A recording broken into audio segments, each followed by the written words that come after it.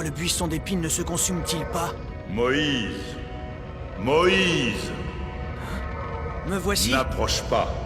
Retire tes sandales, car le lieu où tu te tiens est une terre sainte.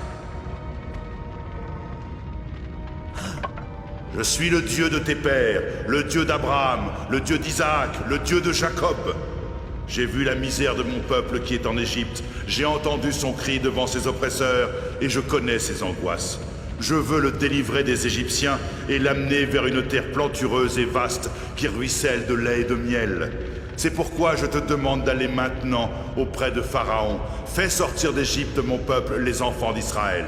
Mais enfin, Seigneur, qui suis-je pour aller trouver Pharaon et lui ordonner de laisser les enfants d'Israël quitter la terre d'Égypte? Moïse, je serai avec toi, et voici le signe qui te montrera que c'est moi qui t'ai envoyé. Et quand tu auras fait sortir le peuple d'Égypte, vous honorerez Dieu sur cette montagne. J'irai trouver les enfants d'Israël, mais s'ils me demandent le nom de celui qui m'envoie, que devrais-je leur dire? Je suis celui qui est.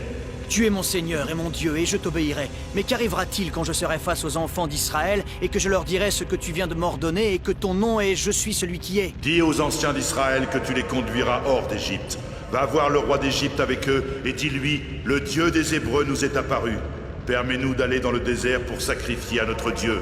Le roi d'Égypte refusera. Alors j'étendrai la main et je frapperai l'Égypte par des prodiges de toutes sortes. Après quoi il vous laissera partir.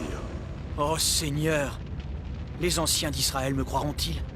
Non, ils ne me croiront pas. Ils me diront, Moïse, non, Yahvé ne t'est pas apparu. Tu es un menteur. Tu mens, et nous ne te croyons pas. Je t'en supplie, Seigneur, ne m'envoie pas auprès des anciens, car ils ne me croiront pas. Je suis ton Dieu, le Dieu de tes pères, le Dieu d'Abraham, le Dieu d'Isaac, le Dieu de Jacob, et tu oses mettre ma parole en doute? Non, Seigneur Tout-Puissant, jamais je ne mettrai en doute tes paroles. Que tiens-tu à la main, Moïse?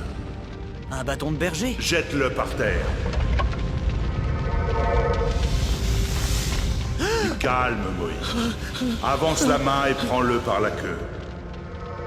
Tu accompliras ce prodige devant les Israélites afin qu'ils croient que Yahvé, le Dieu de leur père, le Dieu d'Abraham, le Dieu d'Isaac, le Dieu de Jacob, est apparu devant toi. Mets ta main sur ta poitrine.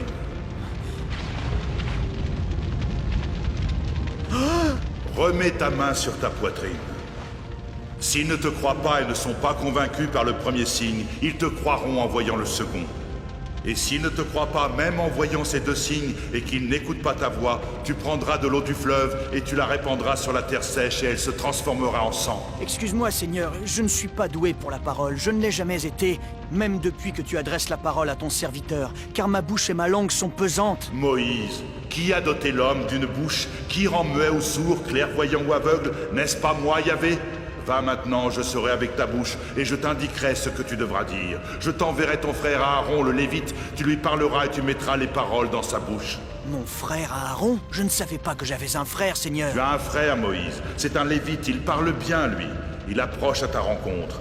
Quand tu auras fait sa connaissance, le courage emplira ton cœur. Tu lui parleras et tu mettras les paroles dans sa bouche, et je serai avec vous quand vous parlerez. Je serai votre bouche, et je vous indiquerai ce que vous devrez faire.